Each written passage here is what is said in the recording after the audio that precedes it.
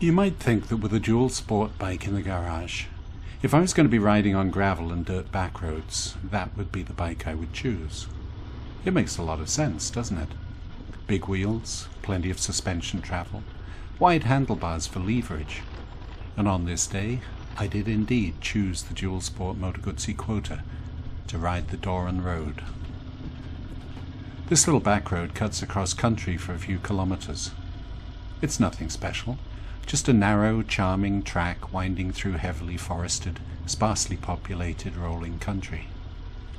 My son had pointed it out to me, but I subsequently discovered that it's been included as part of the 500-kilometer Gravel Crusher ADV loop. Although other, more modern bikes may be more capable, more sophisticated, and perhaps a little safer than the Quota, it works well for me. So why don't I ride it all the time when I'm going to be exploring this kind of road?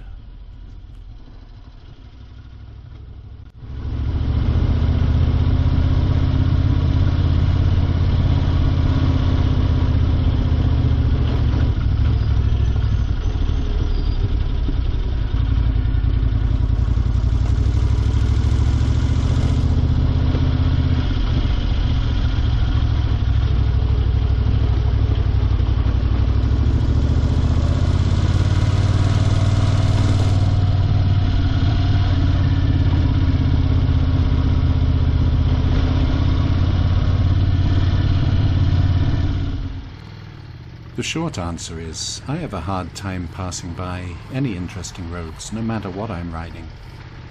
This 2007 Moto Guzzi Briva is unquestionably a road bike, best suited to long rides on well-paved roads. But I was passing by the James Wilson Road, another short, narrow gravel track, and I couldn't overlook the opportunity to ride it again.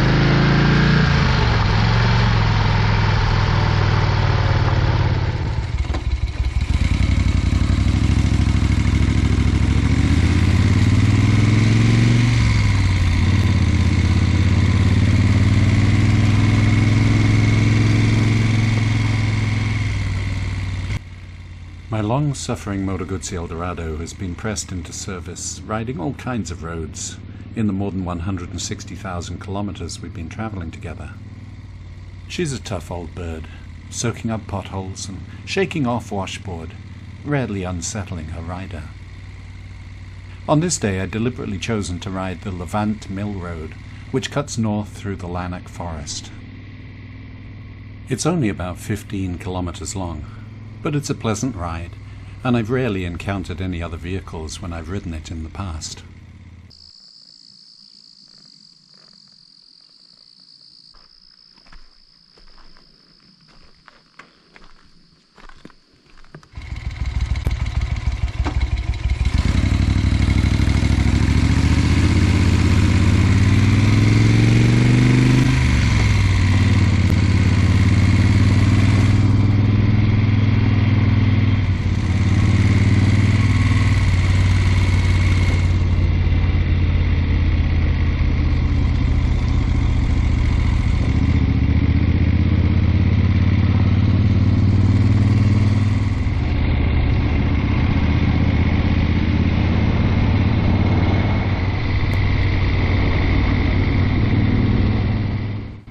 After heading off in the wrong direction on the South Levant Road, I had to retrace my path to go in the right direction. This was no hardship, because whichever way you're travelling on the South Levant Road, it's a gem, especially where it winds along the western side of the lake.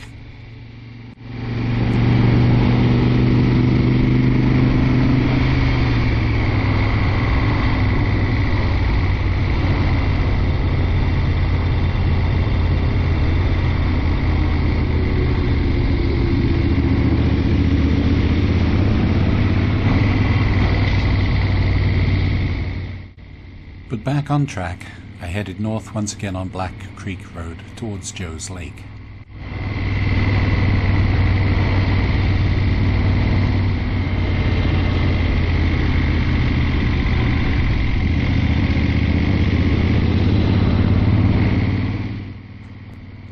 Then on to the much narrower Campbell's Road heading north towards Calabogie.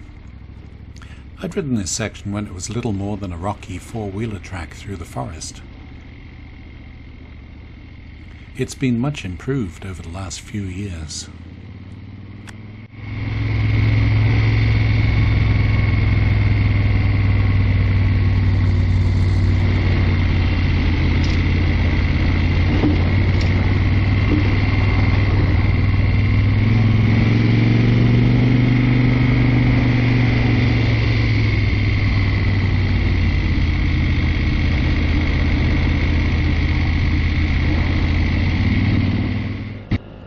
A few days earlier I'd been out riding on my Suzuki Bergman scooter. I'd ridden to Griffith on wonderful paved roads when I remembered a narrow forest track on the north side of the Madawaska River that I'd ridden before on my Guzzi Eldorado. It hadn't been too rough. How bad could it be on a scooter?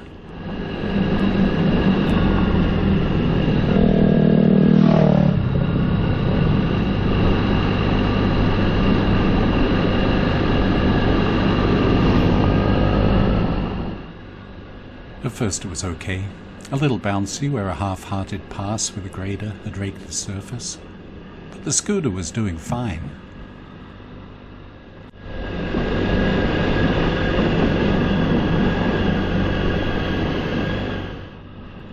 Then it did start to get a little rougher, especially on the small uphill sections where the loose sand was peppered with rocks.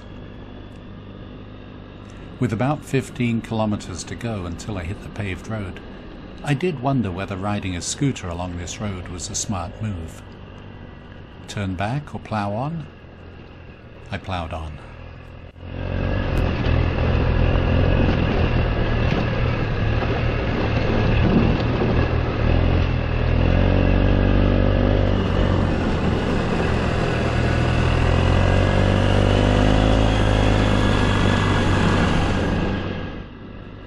Nobody could accuse the Bergman of being the right tool for the job. But actually, it wasn't hard to control. In fact, with its low centre of gravity, it proved surprisingly manageable, and the small wheels didn't seem to make much difference. Its main limitation was suspension travel. With only 4 inches of fork travel at the front, it was a little bouncy, but nothing broke or came loose. And actually, it was a lot of fun.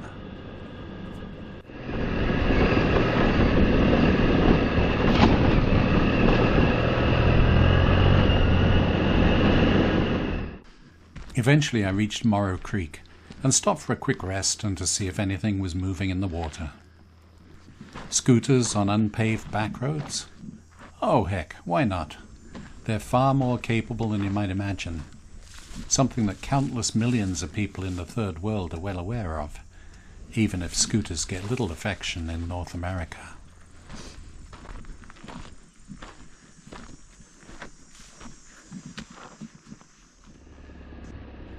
Back on the highway, this unwise person had decided to do a 3-point turn in the middle of the road. Oh well, I was soon by and heading for a well-earned lunch.